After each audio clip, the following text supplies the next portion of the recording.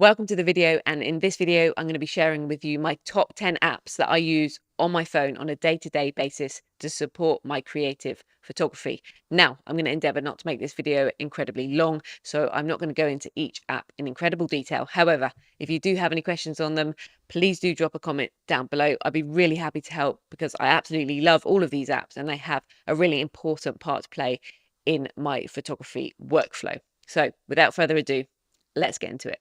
Up first, I'm going to start with a collection of apps that support actually creating things. And in at number one is the absolute powerhouse behind everything, and that is Adobe Lightroom. I've made many videos about this, and I'll drop some of them down below that might be relevant if you'd like to watch something with a little bit more detail. But fundamentally, I use this app to store, organize, and edit all of my photos. Everything goes into Adobe Lightroom, whether it be photos that I've shot on my phone or my camera. They're organized, rated, graded, and then finally edited, exported, and then I can use them for whatever I need to. I absolutely love it. It works seamlessly across all of my devices. It syncs up. It's a cloud backup. It's just so well integrated into my system, and I really couldn't work without it, and I couldn't recommend it highly enough. Next up, Apple Photos itself. Now, I don't use this to organize. I actually delete everything out of there so that I'm not doubling up on storage, but I do sometimes use it for just a quick edit, especially of quick videos that I might use for something like Instagram stories. I'll just do a little bit of tweaking and adjustments on color, might straighten things up and things like that. It's super handy. Obviously, it's completely integrated in the phone and everything's just very native and easy to use. That's pretty much the limit with that app, but it definitely does have its uses. Next up at number 3 is the camera app itself, used extensively on my phone, either for taking photos or taking usually quite quick vertical videos. Occasionally I will film a little bit of horizontal video as well if I'm in a pinch. The camera quality on the iPhone that I have, which is the iPhone 15 Pro, is exceptional. It is absolutely mind-blowing, and I really can't get over sometimes how good it is. I always shoot in the most pro formats that I can so that I can get the best quality. I've made a whole nother video on this, so if you want to go check that out, you can. There's much more detail in that, but camera app regularly used, and I always access it through the quick button on the home screen. I'm always doing that on the go, on the fly, just to capture little moments. I love how convenient it is, and the quality is just amazing for what it is. Really, it's just this tiny little package that you always have on you. I was actually out the other night on my bike riding home from work on a Friday night, beautiful evening, and I cycled past what was quite a cool scene, really cool old Mercedes, retro, looking very rustic, a little bit rusty actually, and I nearly cycled past because I didn't have my camera. But I stopped myself because I knew I had my iPhone with me. And it was actually quite a good challenge to see what I could do with the cameras on the iPhone. And I was really impressed with the results. I actually use a telephoto lens a little bit as well. And the results really cool. I'll overlay them here so that you can see them. But yep, in at number 3, always that good old Apple camera app. Next up at number 4 in the creation lineup is an app called CapCut. It basically allows me to do a little bit more advanced video editing that I can do within the Apple Photos app itself. I recently discovered it. I certainly haven't put it to the test, but the main thing that I use it for is adding captions over the top of a video as an overlay. It allows you a lot of creativity. If you sign up for a premium account, which I don't have, you can open up and unlock even more options, as you know, with these apps. But frankly, the free app is just enough for me to add some captions on, or even just clip a few clips together so that you can make a little sequence really nice and easily, and you can export at high quality. You can export up to 4K even in the free app. I just find it really useful for on-the-go little edits that you might need to do for maybe an Instagram reel or something like that, Instagram story, whatever it may be. Go check it out if you haven't heard of it. It's quite a good one.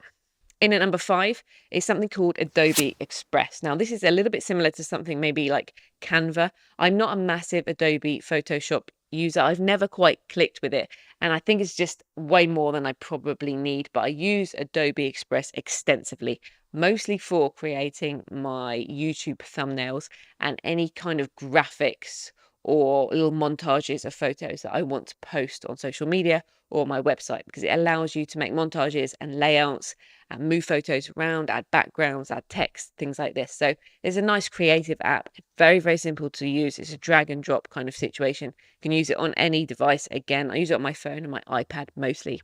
but you can just drop in whatever you want and you can customize to your heart's content. In at number 6, not very exciting one, but absolutely crucial, is my DJI Fly app. Use it all the time, especially traveling at the moment in this summer season, flying the drone lots quickly on the go. And this app just enables you to connect to your drone, fly it, see what you're doing.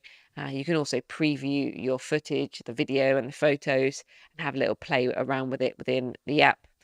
It does what it says on the tin, but if you have a DJI drone, you will need this app. The last 4 apps lean a little bit more towards inspiration and organization rather than creating themselves, but they're still a crucial part of my workflow and my photography mindset. Next up is number 7, which is Apple Notes. Now, I have used so many notes apps in the past, and in the past maybe 9 months to a year, I've just gone back to using Apple Notes. It is so simple and yet so effective. You can customize it enough, I think, for what I need. I take so many notes. Like, I know everything, every idea that comes into my mind, I write it down. I write a to-do list every single day. Really simple, literally like just check boxes. I find something about that very therapeutic, just to check things off every day and make sure I get done what I need to get done. Also, ideas for photography trips, photography shoots, YouTube videos, anything creative. I love just to get out of my mind and write it down. I do actually have a little notepad as well. I sometimes just quite like to write in.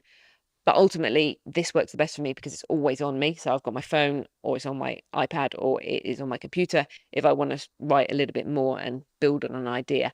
And I just think, in terms of taking notes, correct me if I'm wrong, but keeping it simple is better. I've tried Notion, I've tried all of these things. And maybe if you're running bigger projects and stuff, that is really, really essential. The one that I've used most in the past is Evernote. Again, it's not too complicated. But I don't know, as an Apple user, I've just found this to be really convenient, and it syncs perfectly across devices without any lag, any problems, any duplicate notes. And I just love it. I've got a few tags set up so that I can find things really easily. You can use a hashtag. So I've got like hashtag YouTube, hashtag to do, things like that. So I can find things quickly. And then I just have a few folders and smart folders just to keep things reasonably organized. But it really does work wonders for me, especially getting ideas out and down onto paper so that I don't forget them.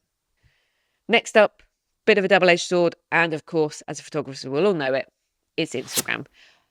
I've been really mindful recently with my Instagram use. I do have to check myself every now and again because I can find myself doom scrolling, but I've really slimmed down. I've been really harsh on getting rid of lots of accounts that I follow and just tried to follow accounts that I find super inspirational or that I take something educational or entertaining away from, because I don't want to get into that doom cycle scrolling of pretty negative rubbish, to be honest with you. I follow a lot of really cool photographers.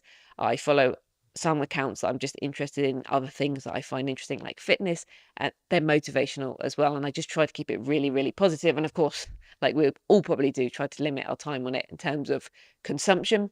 And then I try and post on it as well myself. I post like a lot of my behind the scenes photography stuff on, which I really enjoy doing because I like taking behind the scenes documentation type photos and videos. I'm trying to get better at that because I know that I like watching that from other people and I find it inspirational to see the process and see how people are making things. So I'm trying to share more on there. If you do want to follow me, you can check out my tag up here, HY Images, and I hope to do a bit better with kind of documenting the process.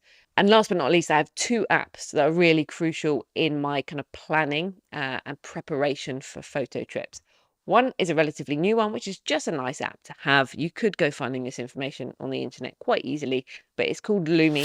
And it has a really nice widget with it, which basically gives you golden hour, it gives you sunset, sunrise, blue hours, the moon phases, all of this kind of information. And it's beautifully designed. I think it looks really, really nice. And it is just handy to have because if you're planning to go out at sunset and sunrise, it's good to know when the sunset obviously is itself and the sunrise is. But actually, that golden hour time is really useful because we all know that's beautiful light and that's a nice time to go and shoot. So it can help you just to plan how much time you need to leave and when you need to arrive somewhere. So you're not just arriving right at the sunset and like running like the wind to try and capture the good light. So you can go and check that out if you want. I think it's a paid app actually, but for me it was worth it, and I love the little widget that sits on my home screen. So that's a really nice app to go and check out. And last but not least, an app that I have mentioned before and used for absolutely years, runs along the same theme really as the Lumy app, and it's called TPE. This is golden, literally, in planning where you need to be for sunrise or sunset. It gives you the direction of sunrise and sunset, so you can plan out on a map where exactly you're going to be standing and where the sun is going to set or rise. Absolutely priceless when you're in a place you don't know. I know my local area very well. I know London very well. I'm a bit of a geek and I pretty much know where things are going to rise and set at different times of the year because I've done it so many times. But if you go somewhere new, you're not going to know that. So it is super handy. Used it a lot in my recent trip to Madeira so that we knew where, what we could frame up with the sunrise or the sunset in mind, and we chose locations accordingly. Excellent app. Had it for years. Go check it out. So I hope you found that interesting. Maybe there's some new ones in there. Maybe they're all just ones you use, or you found a bit of inspiration. Please do drop your best kind of photography apps down below. If I've missed any out that you think are absolutely crucial, I would love to hear about them. I hope you found this useful, and thank you for watching. I will look forward to seeing you in the next video.